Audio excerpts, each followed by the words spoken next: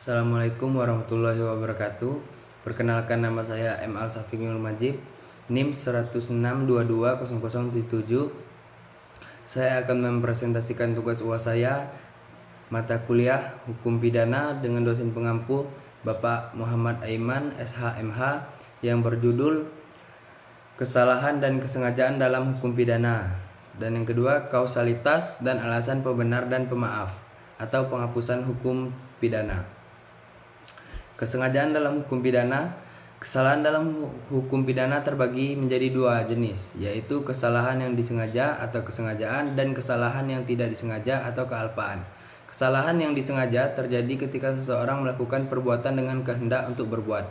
Sementara kesalahan yang tidak disengaja terjadi ketika seseorang tidak memiliki kehendak untuk berbuat dan tidak dapat menghendaki akibat perbuatannya. Kesengajaan dalam hukum pidana merujuk pada tingkat kepentingan dan kepastian seseorang dalam suatu perbuatan yang melanggar. Kesengajaan terbagi menjadi tiga jenis. Yang pertama, secara keinsafan mungkin diartikan sebagai menghendaki dan mengetahui. Kesengajaan membedakan dari kealpaan yang merupakan dasar pertanggungjawaban pidana. Dalam kesengajaan, seseorang melakukan perbuatan dengan kehendak untuk berbuat, sementara dalam kealpaan, seseorang tidak memiliki kesengajaan, dan kealpaan merupakan dua macam kesalahan yang berbeda dalam kepastian seseorang dalam suatu perbuatan yang melanggar. Sementara kealpaan menunjukkan bahwa seseorang tidak memiliki kehendak untuk berbuat dan tidak dapat menghendaki akibat mereka. Kesengajaan dalam hukum pidana merupakan konsep yang merujuk pada kepentingan dan kepastian seseorang dalam suatu perbuatan yang melanggar. Kesengajaan diartikan sebagai menghendaki dan mengetahui. Satu, kesengajaan sebagai tujuan. Kesengajaan ini terjadi ketika seseorang melakukan perbuatan tujuan tertentu dan mereka mengetahui akan akibat dari perbuatan tersebut. Dua, kesengajaan secara keinsafan kepastian, yaitu kesengajaan ini terjadi ketika seseorang melakukan perbuatan dengan kepastian mungkin atau tidak mengetahui bahwa perbuatan tersebut akan menimbulkan akibat yang negatif. Tiga, kesengajaan secara keinsafan kemungkinan. Kesengajaan ini terjadi ketika seseorang melakukan perbuatan dengan kepastian mungkin atau tidak mengetahui bahwa perbuatan tersebut mungkin akan menimbulkan akibat yang negatif. Beberapa contoh kasus yang menggabungkan kesengajaan dalam hukum pidana antara lain: kasus pembunuhan dengan kesengajaan. Dalam kasus ini, seseorang dengan sengaja membunuh orang lain dengan tujuan tertentu atau dengan kepastian bahwa tindakan tersebut menimbulkan akibat yang negatif. Dua, kasus korupsi yang dengan kesengajaan. Dalam kasus ini, seseorang dengan sengaja melakukan tindakan dengan tujuan tertentu atau dengan kepastian bahwa tindakan tersebut akan menimbulkan kerugian dalam keuangan negara. Dalam hukum pidana, kealpaan merujuk pada kesalahan yang tidak disengaja atau kealpaan. Kealpaan terjadi ketika seseorang melakukan suatu perbuatan tanpa memiliki niat jahat. Namun karena kurang berhati-hati atau kurang perhatian, perbuatan tersebut menimbulkan akibat yang melanggar hukum. Sebagai contoh, jika seseorang tidak sengaja menimbulkan kematian orang lain karena kelalaiannya, hal ini dapat merupakan contoh dari kealpaan dalam hukum pidana.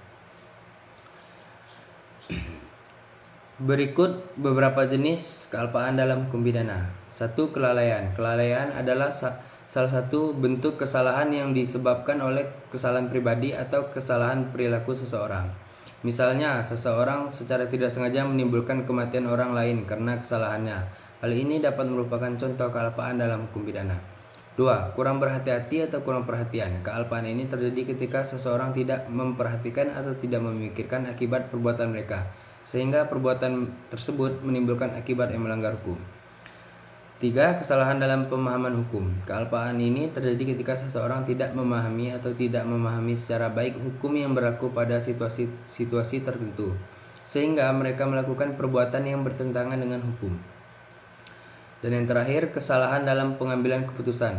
Kealpaan ini terjadi ketika seseorang membuat keputusan yang tidak tepat atau tidak sesuai dengan hukum, sehingga mereka melakukan perbuatan yang menimbulkan akibat yang melanggar hukum. Untuk menentukan kealpaan dalam hukum pidana, beberapa langkah yang dapat diperlukan meliputi: 1. Mengidentifikasi perbuatan yang menjadi acara. 2. Membandingkan perbuatan dengan kealpaan. 3. Memeriksa unsur-unsur yang perlu dipenuhi. 4. Mengevaluasi dampak perbuatan terhadap korban. 5. Menyimpulkan keputusan hukum. Hakim akan menyimpulkan keputusan hukum yang sesuai, seperti menghabiskan hukuman pidana atau tidak habiskan hukuman pidana. Dalam menentukan kealpaan dalam hukum pidana, penting untuk mempertimbangkan beberapa faktor dan bukti yang tersedia, serta memahami prinsip-prinsip hukum pidana yang berlaku di Indonesia. Dalam hukum pidana terdapat dua jenis alasan penghapus pidana, yaitu alasan pembenar dan alasan pemaaf.